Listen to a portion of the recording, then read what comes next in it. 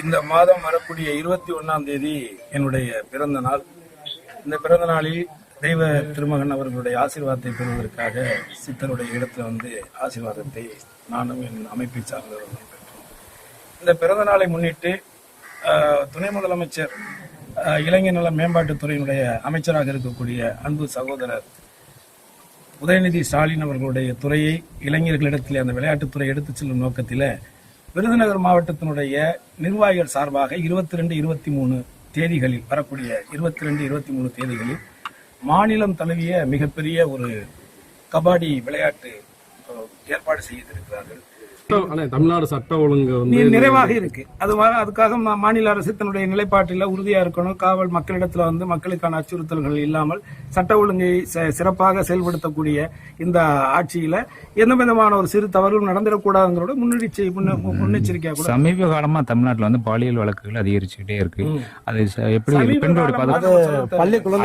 பாதிப்புகள் அதிகமாக இது நீங்க பாலியல் பிரச்சனைகள் தொடர்ச்சியாகவே கடந்த ஒரு 15 வருடங்களுக்கு மேலாகவே அதிகரிச்சுக்கிட்டு தான் இருக்கு. எல்லா காலகட்டத்திலும் அதுக்கு காரணம் இன்றைக்கு நாம இருக்கக்கூடிய வாழ்க்கை முறை அப்படி இருக்கு. இன்னைக்கு இருக்கக்கூடிய செல்போன்கள் பயன்பாடெல்லாம் கூட தவறான ஒரு விஷயங்களை மக்கள்கிட்ட கொண்டுட்டு போகுது. ஒரு சின்ன தவறை ஒருத்தன் செஞ்சதை பார்க்கும்போது அதை வெளிப்படுத்தும் பொழுது அதை ஊடகங்கள்ல நம்ம பெருசா சோசியல் மீடியா பண்ணும் பொழுது அதை பார்த்து அதே தவறை மற்றவங்க செய்யறங்கிற இந்த அதிகரிப்பு அதிகமா இருக்குங்கிறது தான் என்னுடைய கருத்து. ஆகவே அப்படி நடக்கக்கூடிய ஒவ்வொரு விஷயத்திலையும் உடனடியாக சட்ட ஒழுங்கு பாதுகாக்கப்படுது. தமிழக அரசு உடனடியாக நடவடிக்கை எடுக்கிறாங்க. நம்ம அதையும் பார்த்துக்கிட்டு தான் இருக்கோம்.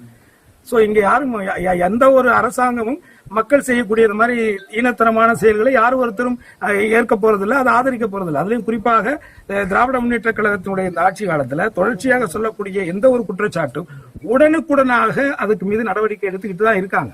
அதை நம்ம வரவேற்று தான் ஆகணும். இப்ப நடந்த ஈரோடு இடைத்தேர்தலே உங்களுக்கு சாட்சி.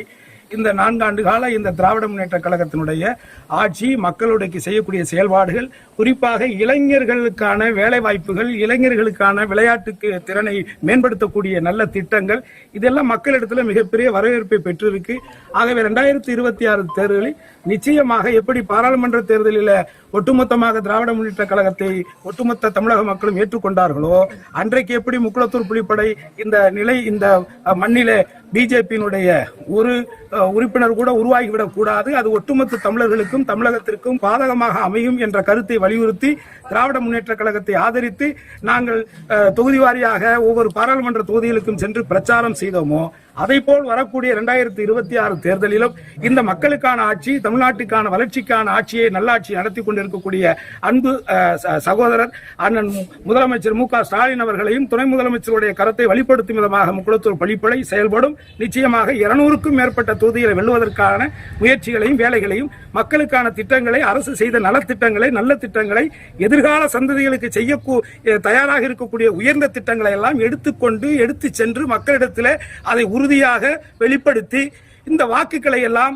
சிதறக்கூடிய மாற்று தேவையில்லாத தோல்விகளுக்கு செல்லக்கூடிய அந்த வாக்குகளை எல்லாம் சேகரித்து கொடுக்கக்கூடிய ஒரு முக்கியமான ஒரு பொறுப்பை முக்குளத்தூர் புலிப்படை எடுக்கும் என்பதை இந்த நேரத்தில் தொடர்ச்சியாகவே தமிழகம் வஞ்சிக்கப்படுது அப்படிங்கிறது நம்ம யாரு ஒரு சராசரி மக்கள்கிட்ட சராசரி ஒரு மனிதர்கிட்ட கேட்டா கூட அது வெட்ட வெளிச்சமாக தெரியும். ஆனால் அந்த கட்சியை சார்ந்தவர்கள் அந்த கட்சியை சார்ந்த தலைவர்களோ அதை நிர்வாகிகளோ தான் அதை பிரகடனப்படுத்தி தன்னுடைய மாநிலம் பாதிக்கப்படுது தன்னுடைய மக்கள் பாதிக்கப்படுறாங்கன்னு தெரிஞ்சுமே அந்த பிஜேபியினுடைய தலைவர்கள் எல்லாம் அதை ஆதரிச்சு பேசுறதா வேதனைக்குரியதாகவும் வெக்கக்கேடாகவும் இருக்கு. டெல்லியை பிடிக்கிறதுக்கு என்னென்ன கூத்தெல்லாம் நடந்துச்சுன்னு உங்களுக்கு தெரியும். சோ பிஜேபிங்கிற இந்த பாஜகங்கிற அதுவும் குறிப்பாக மதவாத சக்திகளிடத்துல மாட்டிக்கொண்டு இந்தியா தத்தளிச்சுக்கிட்டு இருக்குங்கிறது எல்லாருக்கும் தெரிஞ்ச ஒரு விஷயம் தான். அதுலயும் குறிப்பாக டெல்லியில கடந்த ஒரு 5 ஆண்டுகளில் அந்த அரசு என்னென்ன பாடுபட்டது எப்பேற்பட்ட குற்றச்சாட்டுகளை அமலாக்கத்துறை போன்ற துறைகளை கையிலே வைத்துக் கொண்டு வழக்கம் போல இந்தியா முழுவதும் செய்யக்கூடிய நிலையத்தை அங்கேயே செஞ்சிருக்கிறாங்க. இதை யாரும் இதுல ஆச்சரியப்படுறதுக்கோ இது யாருக்கும் தெரியாமலெல்லாம் இல்ல.